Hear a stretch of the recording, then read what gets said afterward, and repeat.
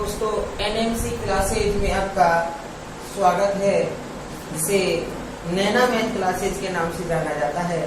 लेकिन आज हम आपके बीएसटीसी वाले भैयाओं के लिए कुछ पॉइंट लेकर आए हैं और उस पॉइंट का नाम है राजस्थान की झीलें। इससे संबंधित 2 या 3 क्वेश्चन पूछे जाते हैं। अब इन 2 या 3 क्वेश्चनों में झीलों के बारे में पूछा जाता है। तो सबसे पहले कि राजस्थान में जो झीलें हैं वो 2 प्रकार की झीलें हैं। राजस्थान में 2 प्रकार की झीलें हैं। एक तो आपको बता देते हैं 2 प्रकार की झीलों में प्राकृतिक झीलें और दूसरी है कृत्रिम झीलें। अब देखिए कि कृत्रिम झीलें और प्राकृतिक झीलें ये अपनी 2 प्रकार की झीलें हैं। प्राकृतिक झीलें आपसे परिभाषा यदि पूछी जाए कि प्राकृतिक झीलें किसे कहते हैं, तो प्राकृतिक झील उन झीलों को कहा जाता है जो प्रकृति में स्वयं बनी, प्रकृति के द्वारा स्वयं बनी हुई झीलों को क्या कहा जाता है, प्राकृतिक झीलें। कृत्रिम झीलें किन्हें कहा जाता है, और प्राकृतिक झीलें जो भी बनी, जो प्राचीन काल में बनी हुई झीलों को प्राकृतिक झीलें हैं।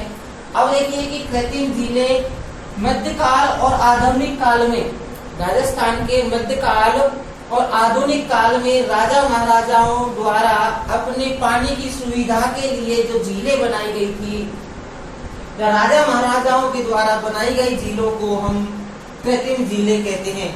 तो कृत्रिम झीलें ये होती हैं। अब देखिए कृत्रिम झीलें और प्राकृतिक झीलें, लेकिन अपन को राजस्थान में 2 प्रकार की झीलों के बारे में बात करता है।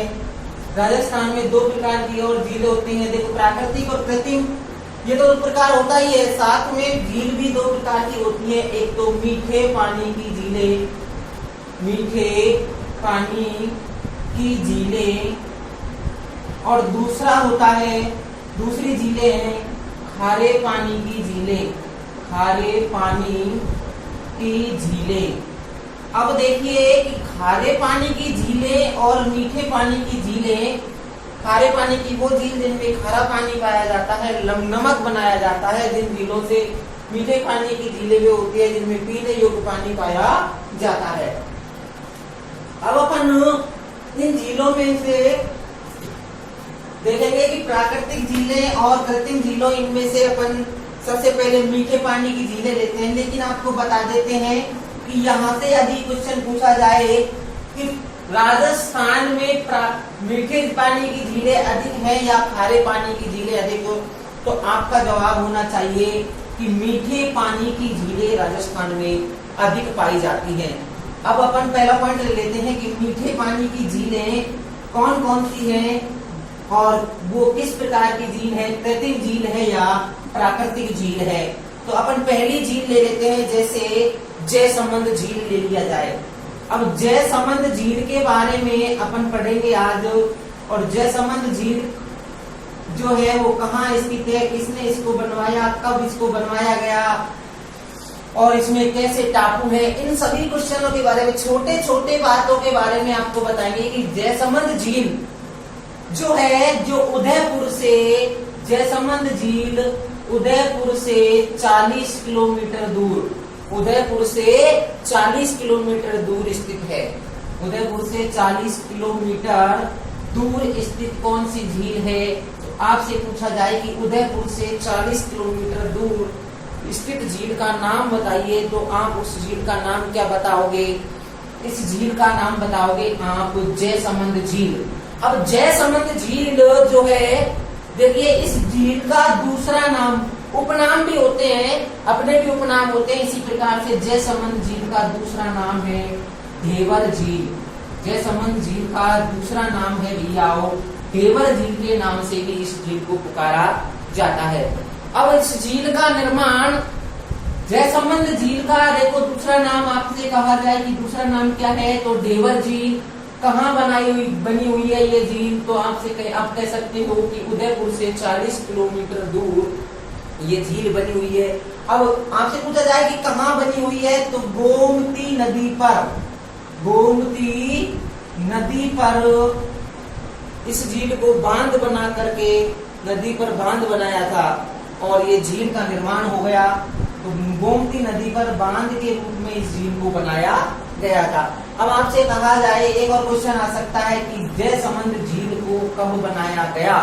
तो जयसमंद झील का निर्माण कार्य भैया एक दिन में तो हो नहीं सकता, इसलिए जयसमंद झील का निर्माण कार्य देखिए कि 1685 से 1691 तक चला। जयसमंद झील का निर्माण कार्य कितने वर्षों तक चला आपसे पूछा जा सकता है। तो 91 में से 16 के यानी 6 वर्षों तक कार्य चला था। और निर्माण तिथि आपसे पूछी जाए तो क्या बताओगे? 1685 से 1691। अब आपसे कहा जाए कि कौन सी नदी पर बनाई गई है, तो इसको बनाया गया था गोमती नदी पर। अब जयसमंद झील नाम से ही पता लग जाता है कि जयसमंद झील का निर्माण किसने किया। जयसमंद झील का निर्माण आपसे पूछ लिया जाए कि किसने जयसमंद झील का निर्माण किया, तो जयसमंद जयसिंह ने किया था।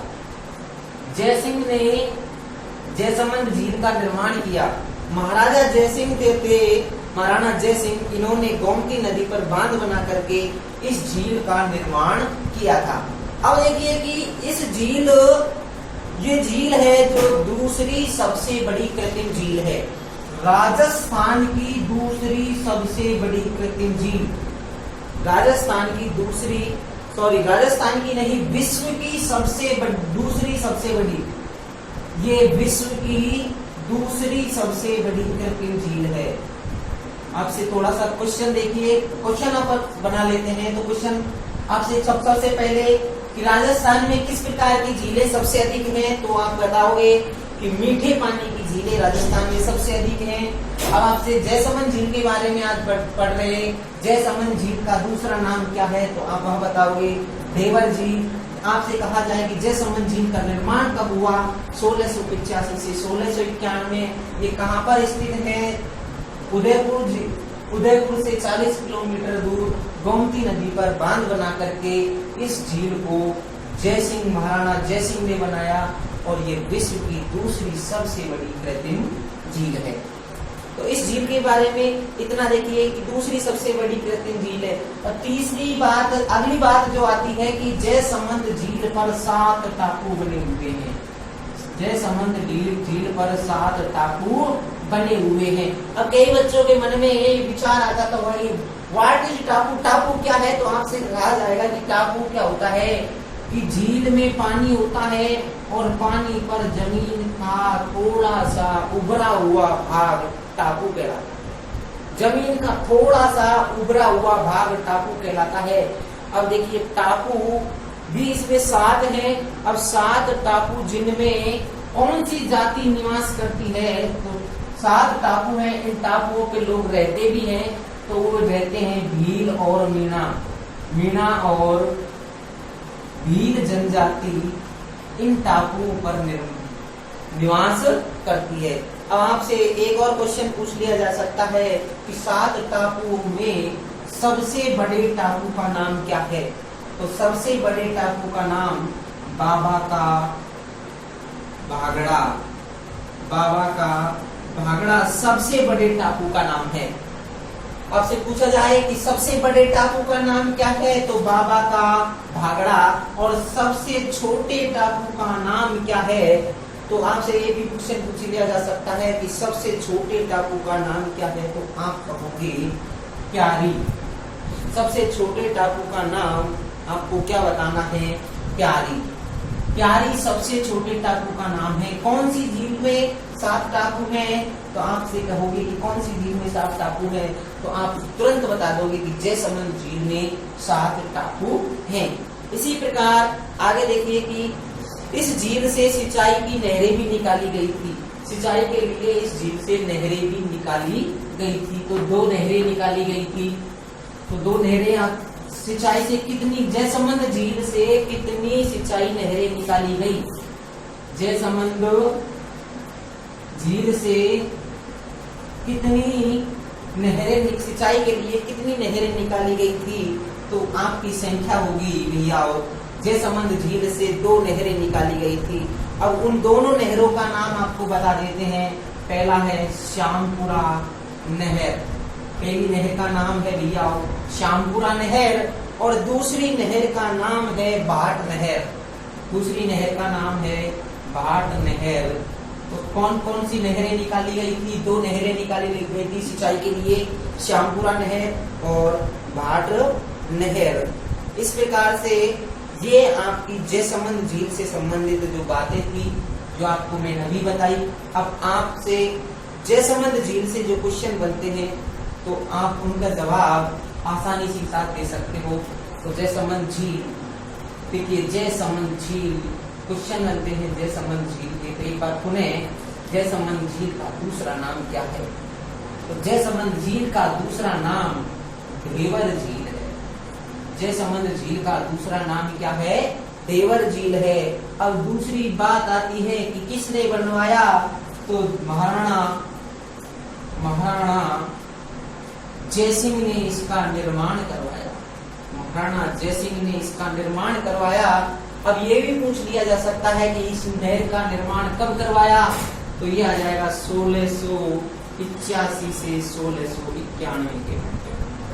1685 से 1691 के मध्य जयसमंद झील का निर्माण करवाया गया था। अब आपसे पूछा जाए कि कहाँ करवाया गया था? तो ये गोमती नदी पर बांध बनाकर, गोमती नदी पर बांध बना करके जयसमंद झील का निर्माण करवाया था। गोमती नदी पर बांध बना करके जयसमंद झील का निर्माण करवाया था। अब सबसे बड़ी बात, ये क्वेश्चन अधिकतर पूछा जाता है एसटीसी लेवल में, जिसमें प्रीवियस के लिए एग्जाम देते हैं कि जयसमंद झील में कितने टापू हैं? तो जयसमंद झील में 7 टापू हैं। जिस पर कौन कौन सी जाति निवास करती है? तो भैया इस पर भील और मीणा जाति निवास करती है। आपसे कहा जाए कि सबसे बड़े टापू का नाम क्या है? तो बाबा का भागड़ा सबसे बड़ा टापू है और सबसे छोटे टापू का नाम प्यारी है। सबसे छोटे टापू का नाम प्यारी। 2 सिंचाई के लिए नहरें भी निकाली गई थी। एक नहर का नाम श्यामपुरा और दूसरी नहर का नाम भाट नहर है।